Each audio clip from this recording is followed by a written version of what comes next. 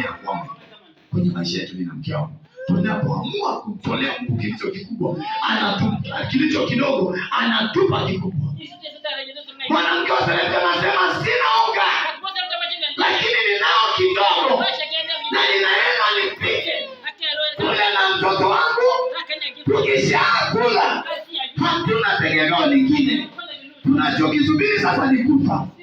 Elia akamwambia, kwenye nyumba yako hakuna mauti, kwenye nyumba yako njaa haitaua mtu, kwenye nyumba yako hakuna njaa ya kuua.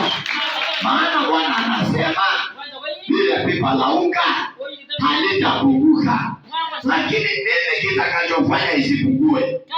Anasema nile mimi kwanza, nile mimi kwanza. Elia alikuwa anamwakilisha Mungu.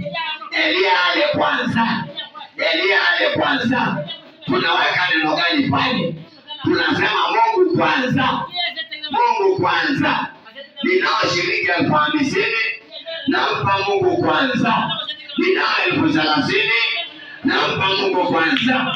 Ninao 100,000, nampa Mungu kwanza. Ninazo ng'ombe, nampa Mungu kwanza. Ninayo 10,000, nampa Mungu kwanza. Ni kweli nahitajika ada ya watoto, lakini naacha kulipa ada, nampa Mungu kwanza.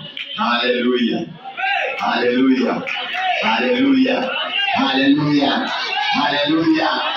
Tunao watu wengi ambao wamekosa baraka zao kwa sababu Mungu si wa kwanza kwenye maisha yao.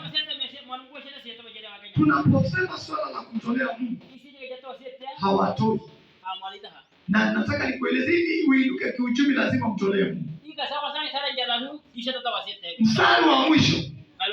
Mstari wa mwisho kwenye kitabu hicho ambao ni mstari wa 16 na 15. Mstari wa 15 tusome, anasema basi akaenda akafanya kama alivyosema.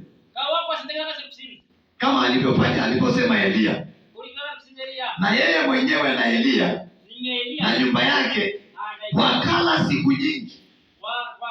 Lile pipa la unga halikupunguka, wala ile chupa ya mafuta haikuisha, sawasawa na neno la Bwana alilonena kwa kinywa cha Elia.